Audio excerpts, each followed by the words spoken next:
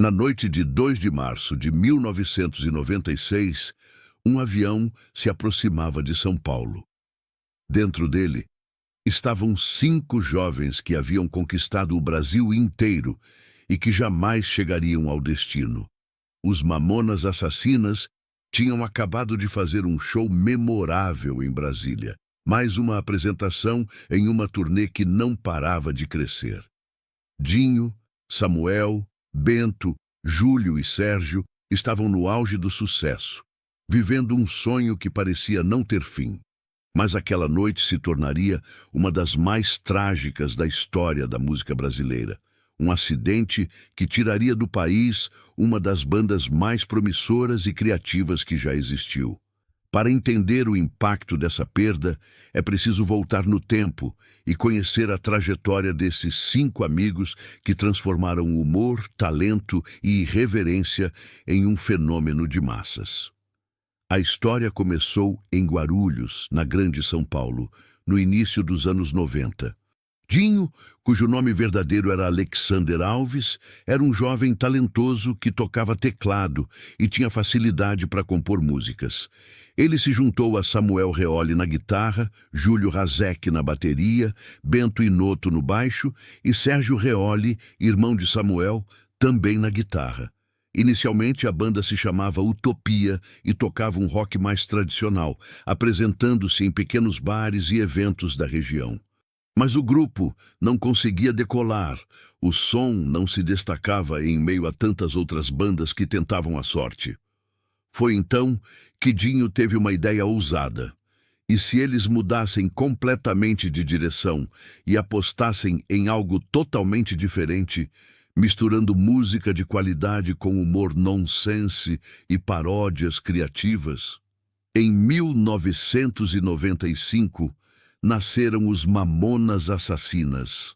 O nome já era uma provocação, uma mistura de inocência com agressividade que não fazia o menor sentido, e era exatamente essa a intenção. A banda adotou personagens caricatos, figurinos exagerados e letras absurdas que misturavam crítica social com humor escrachado. Dinho se tornou o vocalista carismático de cabelos espetados e óculos enormes, sempre com poses exageradas e expressões faciais cômicas. Cada integrante assumiu uma persona, criando uma identidade visual única que chamava a atenção mesmo antes de começarem a tocar. Mas por trás do humor e da aparência maluca, havia músicos extremamente talentosos e composições sofisticadas que misturavam rock, ska, hardcore, reggae e diversos outros estilos com maestria impressionante. O grande salto veio quando conseguiram gravar uma demo e apresentá-la para produtores e gravadoras. A EMI apostou no grupo e, em junho de 1995, lançaram seu primeiro e único álbum de estúdio, simplesmente intitulado Mamonas Assassinas. O disco era uma explosão de criatividade. Músicas como Pelados em Santos faziam crítica social ao turismo sexual disfarçada de humor nonsense.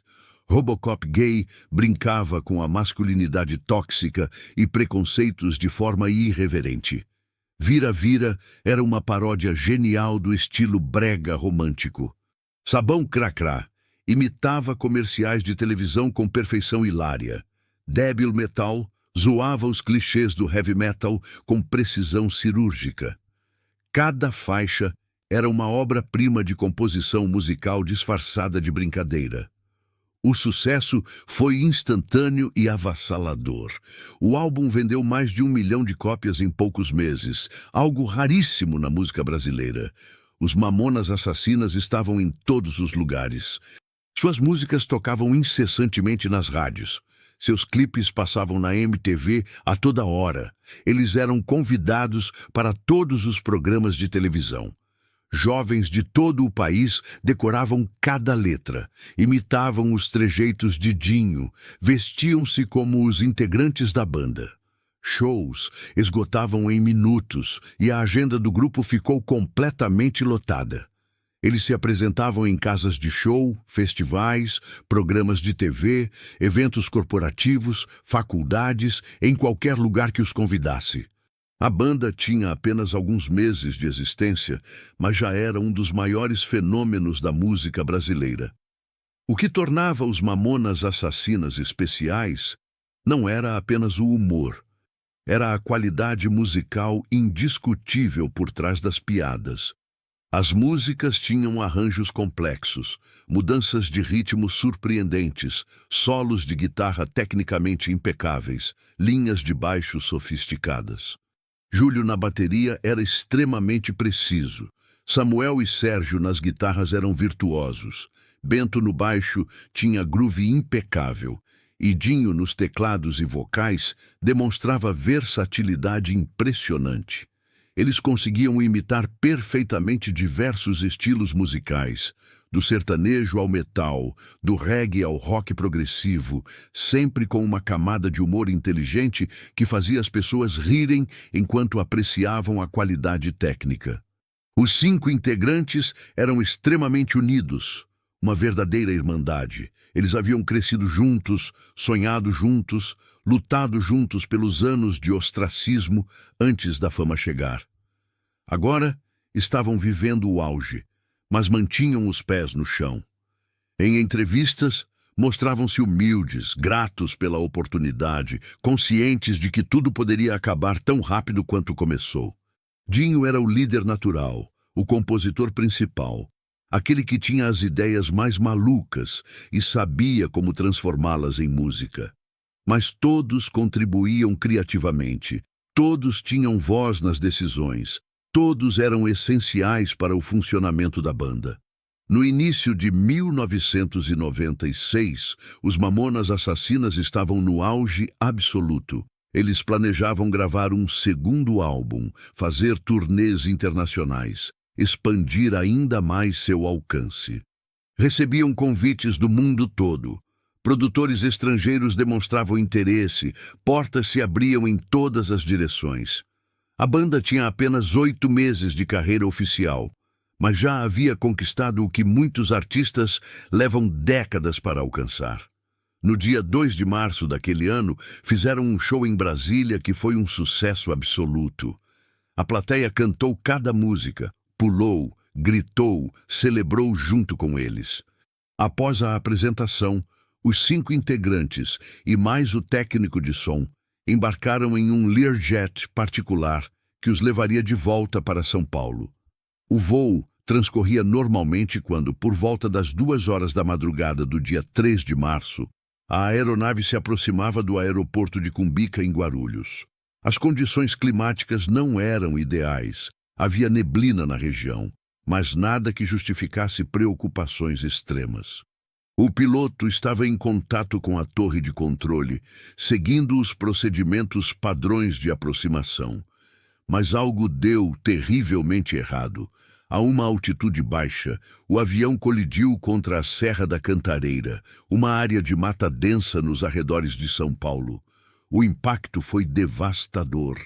Não houve tempo para reação, não houve chance de sobrevivência. Todos os ocupantes da aeronave morreram instantaneamente. A notícia começou a se espalhar na manhã do dia 3 de março. Inicialmente eram rumores vagos, informações desencontradas que circulavam entre jornalistas e pessoas ligadas ao meio artístico. Mas logo veio a confirmação oficial. Os Mamonas Assassinas haviam morrido em um acidente aéreo. O Brasil inteiro entrou em estado de choque.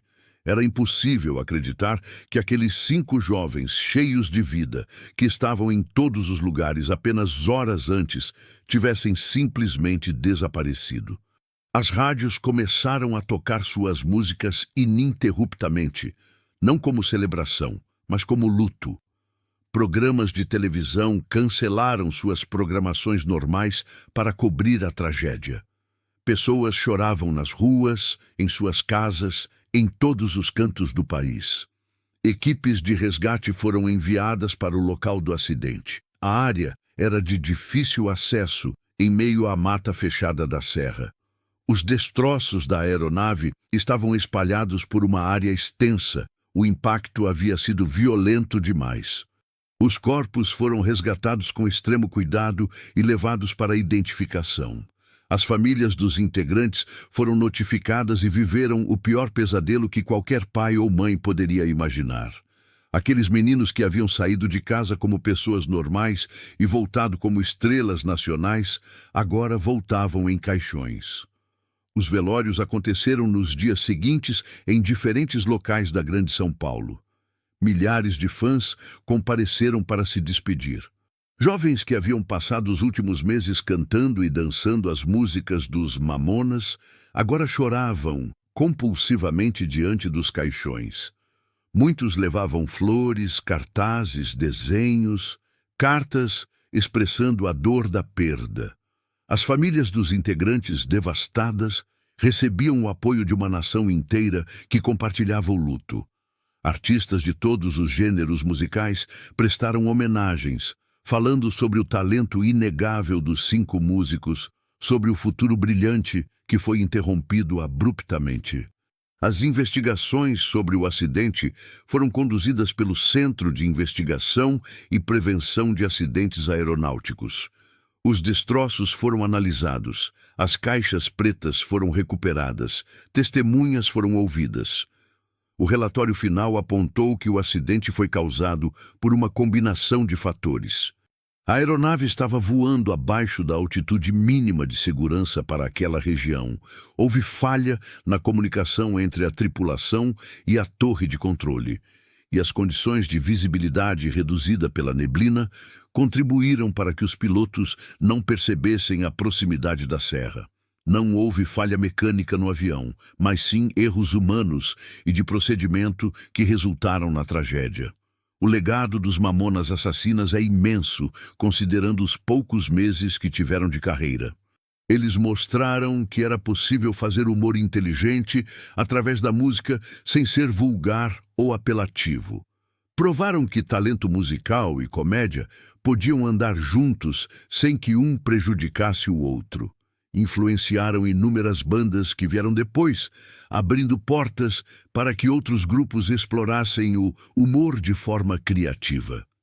Seu único álbum continua sendo ouvido décadas depois. As músicas não envelheceram, continuam engraçadas e musicalmente interessantes para novas gerações que as descobrem.